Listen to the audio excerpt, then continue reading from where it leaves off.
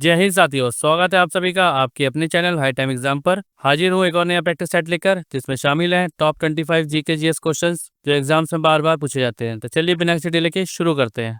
पहला क्वेश्चन है, आकाश का रंग नीला क्यों दिखाई देता है। क्वेश्चन पूछा है, आकाश का रंग नीला क्यों दिखाई देता है। इसका राइट आंसर होगा ऑप्शन सी, प्रकाश का प्रकीर्णन। आकाश का रंग नीला प्रकाश के प्रकीर्णन के कारण दिखाई देता है। नीले प्रकाश की तरंग दैर्घ्य कम होती है, इसलिए यह अधिक प्रकीर्णित होता है। नेक्स्ट क्वेश्चन, डायनेमो एक ऐसा उपकरण है जो परिवर्तित करता है। इसका राइट आंसर होगा ऑप्शन बी, यांत्रिक ऊर्जा को विद्युत ऊर्जा में। डायनेमो एक ऐसा उपकरण है जो यांत्रिक ऊर्जा को विद्युत ऊर्जा में परिवर्तित करता है। ये विद्युत चुंबकीय प्रेरण पर आधारित होता है और इसका उपयोग साइकिल डायनेमो में होता है। नेक्स्ट क्वेश्चन, सिरका में कौन सा अम्ल पाया जाता है। क्वेश्चन पूछ रहा है, सिरका में कौन सा अम्ल होता है। इसका राइट आंसर होगा ऑप्शन सी, एसिटिक अम्ल। सिरके में एसिटिक अम्ल पाया जाता है। ये खमीर द्वारा एथेनॉल के ऑक्सीकरण से बनता है। नेक्स्ट क्वेश्चन, कौन सी अधातु कमरे के तापमान पर तरल अवस्था में होती है। क्वेश्चन पूछा है, कौन सी अधातु कमरे के तापमान पर तरल अवस्था में होती है। इसका राइट आंसर होगा ऑप्शन सी, ब्रोमीन। ब्रोमीन कमरे के तापमान पर तरल अवस्था में होती है और ये एकमात्र अधातु है जो तरल रूप में पाई जाती है। नेक्स्ट क्वेश्चन, टांका यानी सोल्डर किन दो धातुओं का एक मिश्र धातु है। क्वेश्चन पूछा है, सोल्डर किन दो धातुओं का एक मिश्र धातु है। इसका राइट आंसर होगा ऑप्शन सी, सीसा और टिन। टांका यानी सोल्डर सीसा और टिन का मिश्र धातु है। इसका उपयोग इलेक्ट्रॉनिक्स में तार जोड़ने में होता है क्योंकि ये कम गलनांक वाला होता है। नेक्स्ट क्वेश्चन, धावन सोडा यानी वॉशिंग सोडा का रासायनिक नाम क्या है। क्वेश्चन पूछा है, वॉशिंग सोडा का रासायनिक नाम क्या है। इसका राइट आंसर होगा ऑप्शन सी, सोडियम कार्बोनेट। धावन सोडा का रासायनिक नाम सोडियम कार्बोनेट है और इसका उपयोग कपड़े धोने और नरम करने में होता है। ये एक क्षारीय पदार्थ है। अब आप लोग कमेंट बॉक्स में बताइए, खाने वाले सोडे का रासायनिक नाम क्या होता है।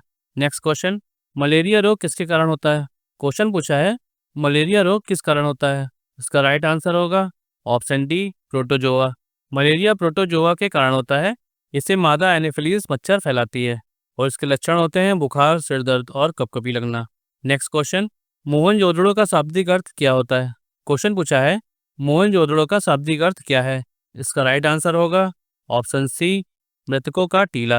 मोहनजोदड़ो का शाब्दिक अर्थ होता है मृतकों का टीला। यह सिंधु घाटी सभ्यता का एक प्रमुख नगर था और इसका यह नाम स्थानीय भाषा में प्राचीन अवशेषों के कारण पड़ा। अब आप लोग कमेंट बॉक्स में बताइए, मोहनजोदड़ो की खोज किसने की थी।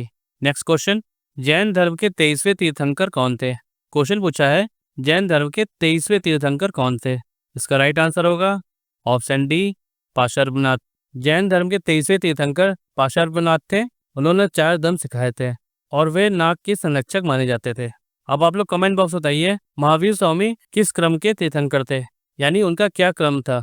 नेक्स्ट क्वेश्चन, इंडिका नामक पुस्तक जिसमें मौर्यकालीन भारत का वर्णन है किसने लिखी थी। क्वेश्चन पूछ रहा है, इंडिका नामक पुस्तक किसने लिखी थी। इसका राइट आंसर होगा ऑप्शन सी, मेगस्थनीज।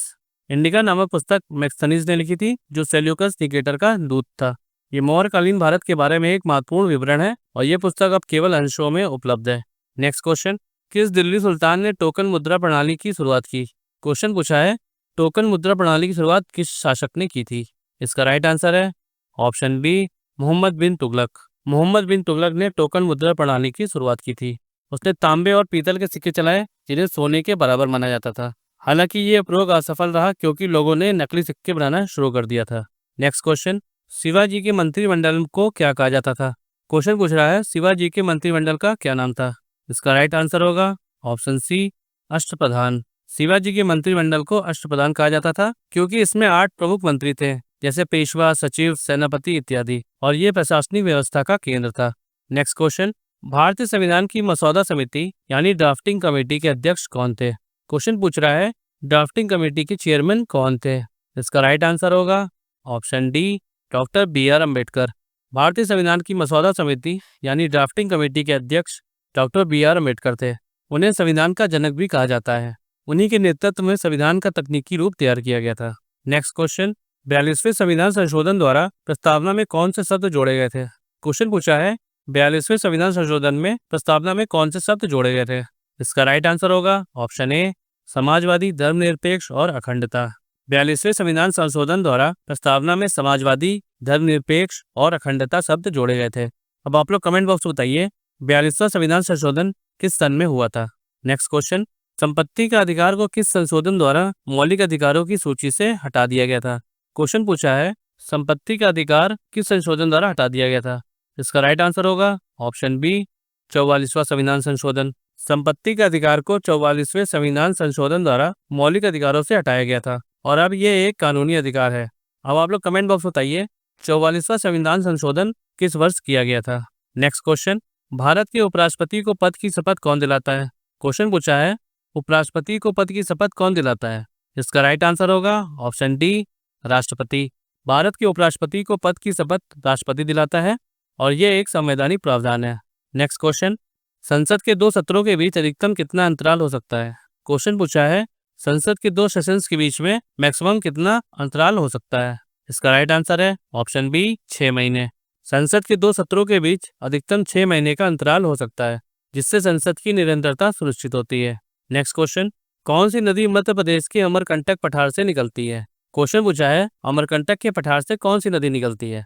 इसका राइट आंसर होगा ऑप्शन सी नर्मदा नदी। नर्मदा नदी मध्य प्रदेश के अमरकंटक पठार से निकलती है और ये पश्चिम की ओर बहती है। ये भारत की एकमात्र पश्चिम की ओर बहने वाली बड़ी नदी है।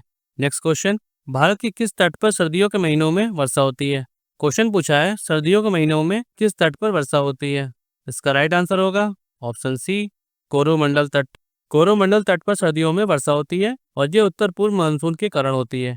अब आप लोग कमेंट बॉक्स बताइए कोरोमंडल तट में शामिल राज्य कौन कौन से हैं? नेक्स्ट क्वेश्चन, नागालैंड की राजधानी क्या है? क्वेश्चन पूछा है नागालैंड की राजधानी। इसका राइट आंसर होगा ऑप्शन डी कोहिमा। नागालैंड की राजधानी कोहिमा है और ये राज्य पहाड़ियों में स्थित है। अब आप लोग कमेंट बॉक्स में बताइए नागालैंड के मुख्यमंत्री कौन है? नेक्स्ट क्वेश्चन, इलायची की पहाड़ियां यानी कार्डमम हिल्स भारत के किस भाग में स्थित है? क्वेश्चन पूछा है इलायची की पहाड़ियां भारत के किस भाग में स्थित है? इसका राइट आंसर होगा ऑप्शन डी दक्षिणी भारत में। इलायची की पहाड़ियां दक्षिणी भारत में स्थित है और ये पश्चिमी घाट के तमिलनाडु और केरल हिस्से में है। यहाँ इलायची, चाय और कॉफी की खेती होती है। नेक्स्ट क्वेश्चन, पृथ्वी पर सबसे गहरा बिंदु यानी मेरियाना गर्त किस महासागर में स्थित है? क्वेश्चन पूछा है मेरियाना गर्त किस महासागर में स्थित है? इसका राइट आंसर होगा ऑप्शन सी प्रशांत महासागर। मेरियाना गर्त प्रशांत महासागर में स्थित है और ये पृथ्वी का सबसे गहरा बिंदु है। इसकी गहराई लगभग 11 किलोमीटर है। नेक्स्ट क्वेश्चन, ओलंपिक पदक जीतने वाली पहली भारतीय महिला कौन थी? क्वेश्चन पूछा है ओलंपिक पदक जीतने वाली पहली महिला कौन थी? इसका राइट आंसर होगा ऑप्शन डी कर्णम मल्लेश्वरी।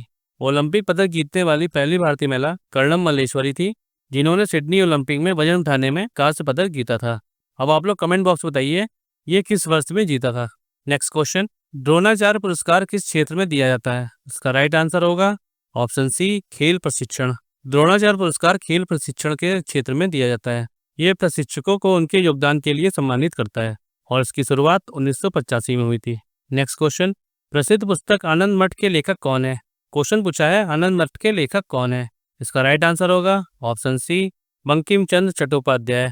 आनंद मठ के लेखक बंकिम चंद्र चट्टोपाध्याय हैं।